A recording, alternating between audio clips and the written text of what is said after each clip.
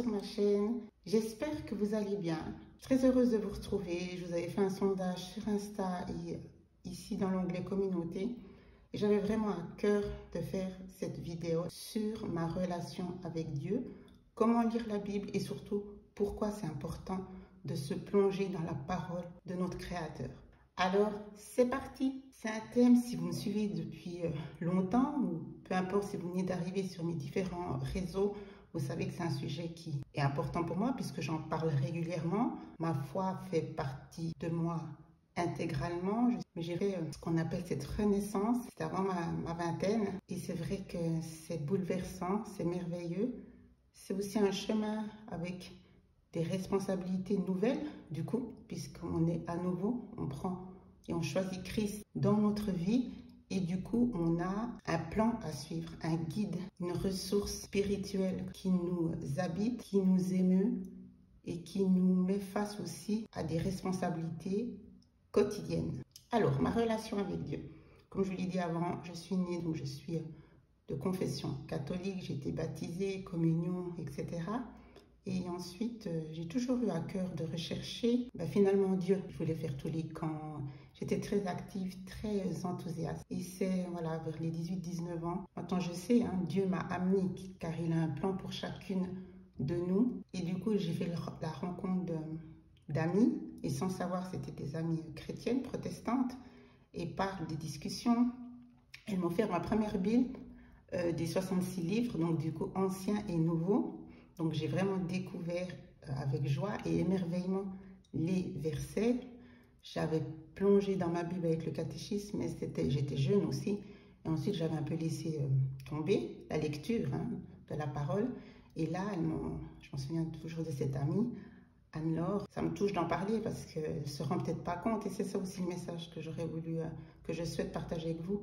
C'est que Dieu nous met à chacun d'entre nous. Il nous parle tantôt d'une manière, tantôt d'une autre. Pour certaines personnes, puisque la relation, elle est personnelle et donc individuelle par rapport à nos caractères. Il nous a créés, donc il nous connaît. Donc il a sa façon à lui de nous montrer le chemin pour celles qui ne l'ont pas encore reçu. Et quand on l'a reçu, de répondre à nos prières.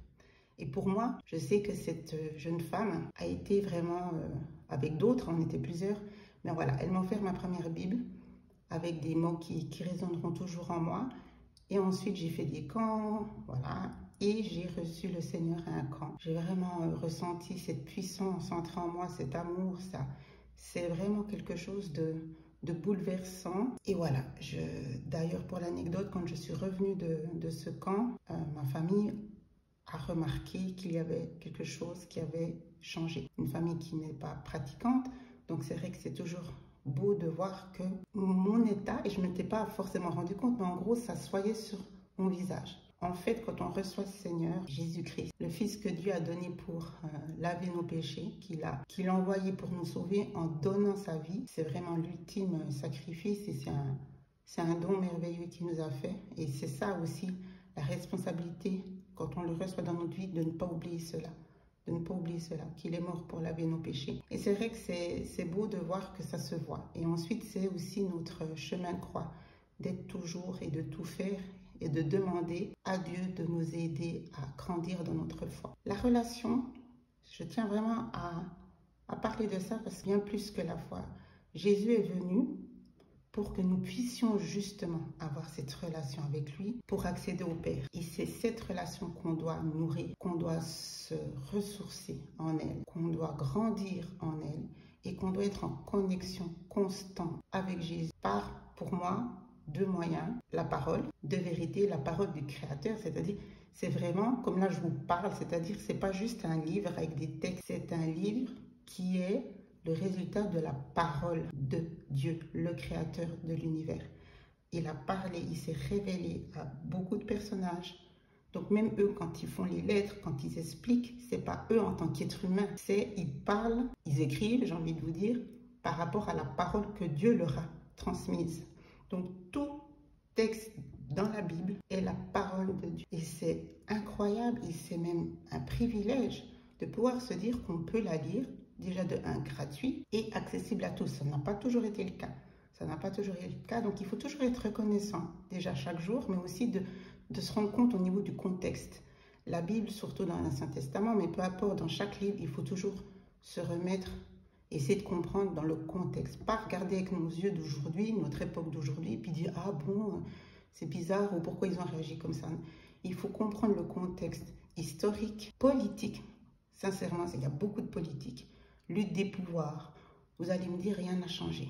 Ben voilà. Donc, mais c'est avec les coutumes, les différentes religions des époques, les différentes croyances aussi, la lutte de pouvoir, voilà.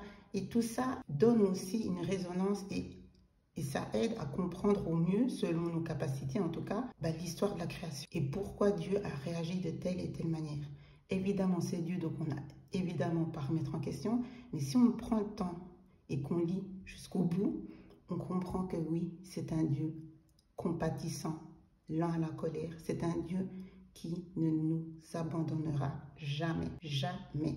Et c'est très réconfortant et c'est la plus belle preuve d'amour que notre Père, notre Créateur, nous dit dans sa parole qu'il est là, qu'il nous aime, qu'il est notre Père et que en lui, à travers Jésus, en vivant pour et par et avec Jésus, on a la vie éternelle ici sur cette terre. Voilà pourquoi c'est important d'avoir cette relation.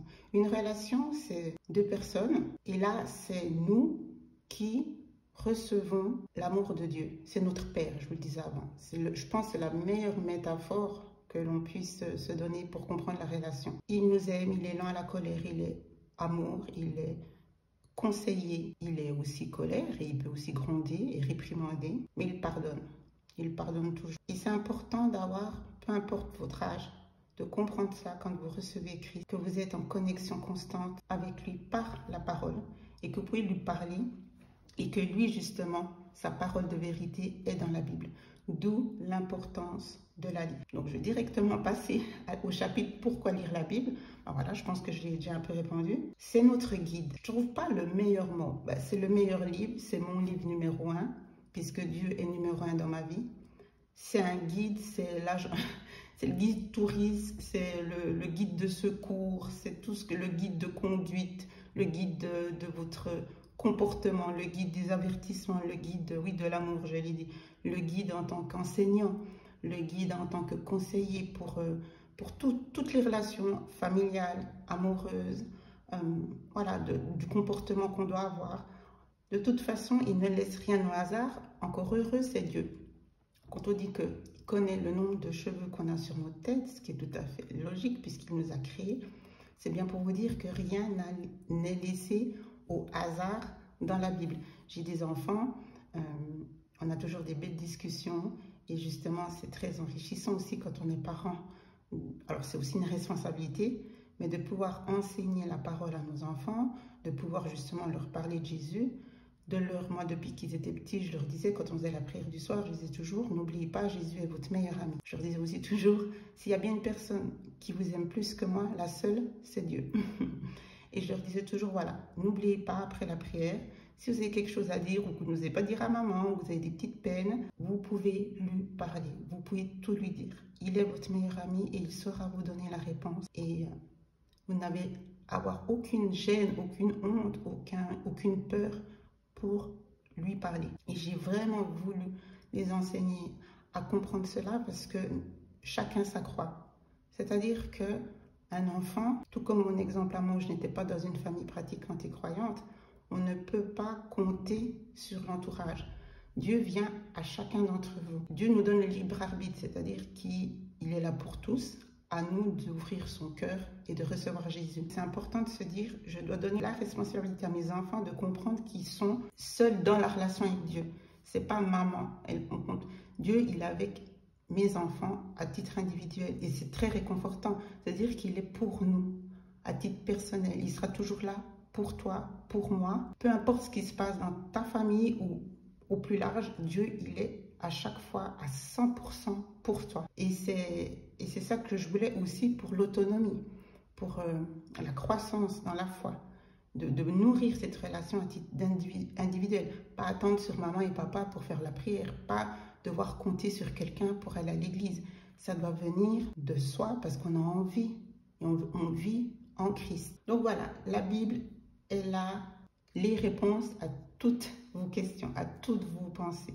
Dieu connaît vos pensées et donc à chaque fois que vous auriez une pensée, que ce soit positive ou négative, c'est-à-dire un sentiment qui soit positif, je préfère le mot sentiment que pensée, mais c'est souvent lié et ça vient du cœur. Donc il faut aussi, quand on reçoit le Seigneur, on a un esprit d'amour, de paix, de joie. Il faut lui demander la sagesse. Enfin voilà, c'est tout un package, j'ai envie de dire, qui n'est pas toujours simple j'allais dire à tenir, c'est-à-dire au niveau du comportement. Et c'est pour ça qu'il faut énormément prier, mais qu'il faut aussi être en connexion avec la parole.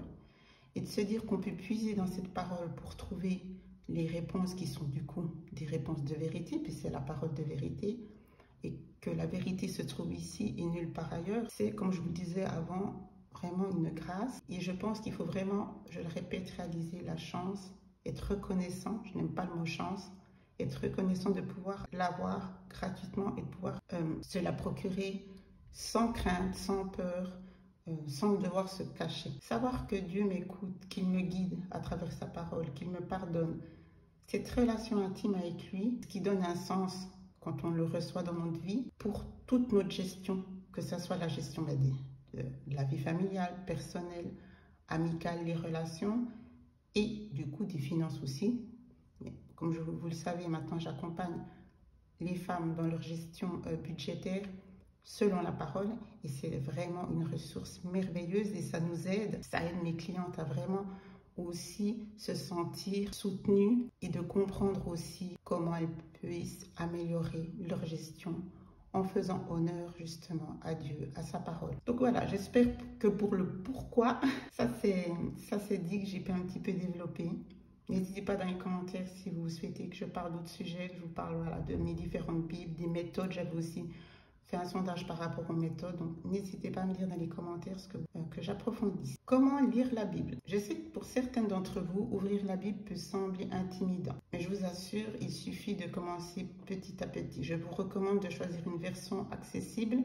Je vous conseille la seconde 21, c'est celle qui est ici par exemple. J'ai d'autres versions, je vous en parlerai si vous voulez une petite revue sur mes différentes Bibles. La seconde 21, donc c'est la Bible protestante, 66 livres, anciens et nouveaux. Elle reste fidèle au texte sans être trop complexe et non plus sans être trop courante. Je trouve que c'est important de rester au plus proche du texte. J'ai envie de vous dire, c'est comme un sirop, vous mettez de l'eau. C'est toujours du sirop, mais vous voyez, ça n'a plus le même sens. C'est ma façon de voir les choses. Donc franchement, la seconde 21, allez-y, c'est vraiment à la portée de tous. De toute façon, la parole est faite pour qu'un enfant puisse la recevoir, ne l'oublions pas. Et donc, quand vous souhaitez débuter, souvent dans les Bibles, ils expliquent au tout début. Donc là, je vous montre juste, comme ça vous voyez, on a une table des matières, Ancien Testament, Nouveau. Celle qui débute ici, texte clé pour une vue d'ensemble. Donc voilà, si vous commencez par ça, qui est toujours dans votre Bible, ça va vous plonger directement avec des passages importants, des passages clés. Comme ça, c'est pas à chaque fois tout le livre, parce que c'est, par exemple, Genèse, il y a beaucoup. Donc, il faut vraiment pas vous décourager. Et vous savez, ce qui est merveilleux, c'est qu'on la relit, on la relit. Et par rapport à notre chemin personnel, il y a des versets qui vont nous impacter. Donc, parfois, c'est en 2 jours. Lundi, vous lisez, ça ne vous impacte pas. Vous revenez dessus parce que vous lisez un autre verset, mais c'est dans le même livre ou dans le même chapitre. Et là, ce verset prend plus de sens parce que vous avez vécu un événement où il s'est passé quelque chose, une discussion. Et du coup, le verset prend pour vous, à ce moment-là, plus de sens. Et c'est ça qui est merveilleux. C'est une parole vivante. Donc, il n'y a pas une personne sur cette planète qui ne va pas pouvoir se retrouver soit dans un personnage, soit dans une situation, dans un contexte, et que ça va le toucher en plein cœur. C'est souvent beaucoup d'émotions. En tout cas, moi, je suis souvent très émue. Et par exemple, je sais quel est le verset qui m'a... quand cet ami m'avait offert cette Bible, il y a un verset qui m'a impacté d'une façon mais incroyable. Et ce verset était vraiment, me guide encore et me tient, je m'en souviens, parce que par rapport à mon vécu personnel, ce verset-là a pris tout son sens. Pour quelqu'un qui n'aura pas eu le même vécu que moi, c'est un verset qui, voilà, c'est un beau verset, mais sans plus, entre guillemets, si je puis dire. Et c'est ça qui est merveilleux. La parole est vivante. Dieu aime tout le monde puisqu'il nous a créés. Alors, un conseil, c'est d'aller dans le Nouveau Testament et de lire le livre de Jean. Jean avait une façon de s'exprimer, un langage plus courant, voilà, plus accessible à tous, on va dire ça comme ça. Cet évangile-là, pour débuter, je trouve qu'elle est vraiment top. Et vous avez la base, hein, vous avez la vie de Jésus, et c'est merveilleux. Et après, vous pouvez vous aider par exemple, on a les apps hein, maintenant, on a des livres qui puissent être des livres d'appoint. C'est que vous avez des versets quotidiennement. Donc, à chaque fois que vous avez un verset que vous recevez sur votre téléphone ou dans un livre, par exemple des livres sur toute l'année, ou etc., vous allez prendre le verset. Et soit après, quand vous revenez à la maison, après la journée de travail, vous allez vous poser, lire le verset ou ouvrir votre Bible justement et prendre le temps de lire aussi un petit peu plus que juste le verset. Reprendre le chapitre et le suivant pour comprendre un peu tout le contexte, surtout quand on débute, on se souvient, on ne connaît pas toutes les histoires, donc juste un verset comme ça vaut la peine de venir ouvrir sa Bible puis de lire tout le chapitre pour encore une fois comprendre dans quel contexte cela a été écrit, pour vraiment prendre tout le sens et la puissance du verset, toute sa puissance, sa résonance. Vous pouvez aussi faire des plans bibliques. Vous dites, voilà, tel et tel mois je lis ce livre. Comme ça, vous savez, c'est pas une lecture comme quand on fait des études ou qu'on lit un roman. C'est la vérité. C'est des vraies histoires. C'est pas un conte. C'est la vérité. Donc, il faut, selon moi, mieux vaut prendre le temps et de demander à chaque fois. Ah oui, ça, j'ai oublié de vous dire, mais c'est très important. De prier 2 minutes, de demander au Seigneur voilà, d'être là et de vous aider à comprendre sa parole, justement. Il vous connaît, donc de vous aider à vous faire comprendre. Il va savoir comment faire pour vous. Je vous le disais, peut-être vous allez lire et ensuite dans la journée, il va se passer quelque chose et ça va faire tilt avec le verset. Pour quelqu'un d'autre, ça sera d'une autre manière parce qu'il vous connaît. Mais c'est important de prier pour justement ne pas aller dans sa propre analyse et être dans l'esprit, être dans le discernement spirituel et non dans le discernement humain. Ça va vraiment vous aider à essayer au mieux de grandir dans votre foi et de vraiment se nourrir de la parole et de ne pas la manipuler avec les yeux que l'on a en tant qu'être humain de chair et dans l'époque dans laquelle on vit. C'est ça qui ne pourra jamais être fait. C'est la parole du Créateur, elle n'a pas à être comparée ou à essayer de trouver non, c'est la lire, prendre le message, la puissance du message, ça va apporter à vous, à titre personnel, pour votre cheminement à vous personnel. Il y a tellement d'exemples sur le comportement humain, justement, et que nous, même en tant que chrétiens, notre comportement, il n'est pas toujours bon. Chaque jour, on peut pécher. Chaque jour, on faute. Que ce soit dans une pensée, une critique, où on se dit là, j'aurais dû peut-être, à la fin de la journée, on confesse nos fautes, on demande de s'améliorer. Et en lisant la parole, ça peut nous aider. Ou tout d'un coup, on avait un comportement que peut-être, sincèrement, on ne réalisait pas que c'était un péché. Parce que c'était une mauvaise habitude de l'ancien nous. Et renaître à nouveau, ça, c'est, oui, on reçoit Jésus, mais après la nouvelle personne que vous êtes, le nouvel habit que vous portez, il est parfois lourd, il est parfois un peu, voilà, il faut s'ajuster dedans. C'est pas l'habit qui doit déjà ajuster, c'est vous qui devez vous soumettre, être dans l'obéissance et la crainte de Dieu. Et ça se fait, on est tous différents, mais évidemment, même si ça se fait d'un coup, de recevoir Jésus, être ensuite tout le long sur le chemin et de porter sa croix, évidemment qu'on va faire des fautes, qu'on va trébucher, qu'on va, parfois certains vont se sentir abandonnés, délaissés, certains seront en colère.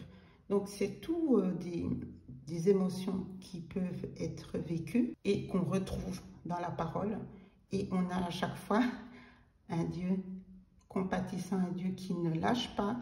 Parce que la sensation d'une personne qui peut se sentir abandonnée, elle ne l'est pas, en fait. Mais elle peut se sentir. Et Dieu lui dit, non, je suis là. Je suis là. Et peut-être que telle et telle action a fait que tu traverses telle et telle période, mais en fait, je serai là à chaque fois. Et tu comprendras par la suite que c'était lié à ça et que ça t'a même renforcé dans ta foi. Donc, il faut que vous vous disiez, de toute façon, Dieu, il a un plan pour vous. Et là, au moment où vous êtes, vous ne savez même pas si vous êtes au 10% après le départ ou au 50 ou 60. puisqu'on ne connaît pas la ligne d'arrivée. Donc on ne sait même pas nous-mêmes où on est sur notre chemin. Et parfois on peut se dire, ah, je vis des choses tellement dures, qu'on sait que ça va s'arrêter. Et peut-être ça s'arrêtera dans 10 ans, mais vous avez encore 30, 40, 50 ans à vivre. Mais vous ne le savez pas, évidemment. Mais sur le moment, ça peut paraître long.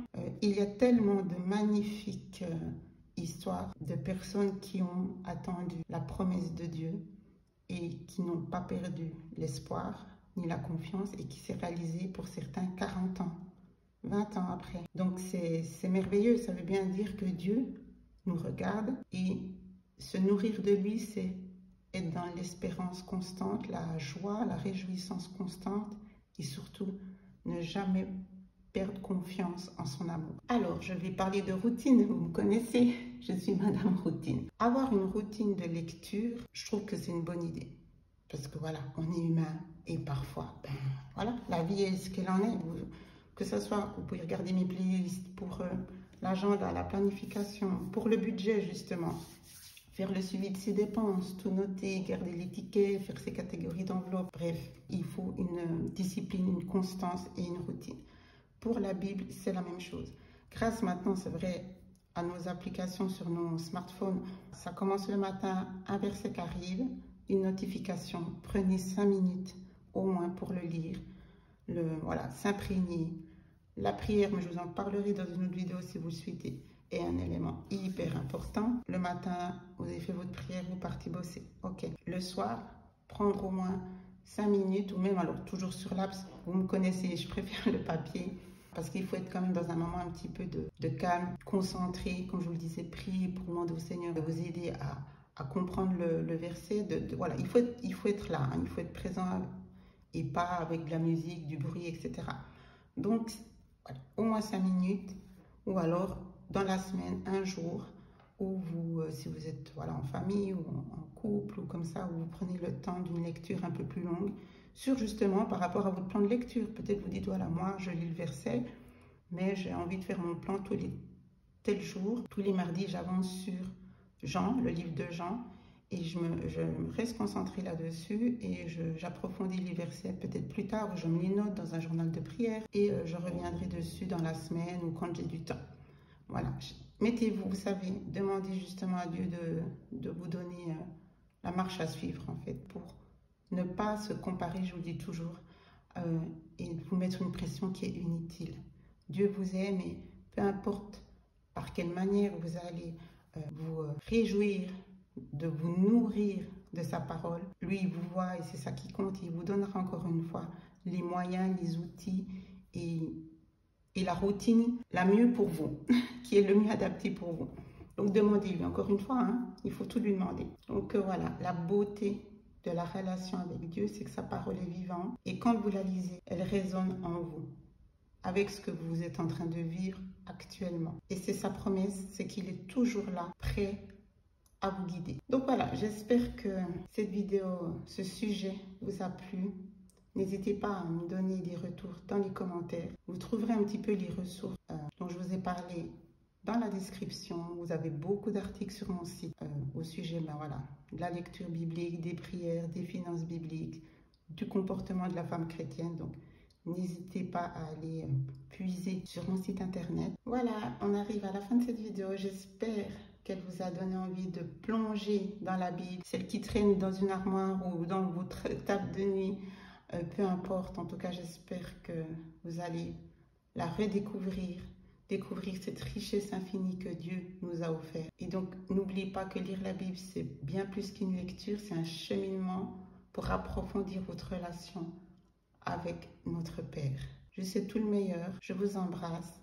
Ciao, ciao.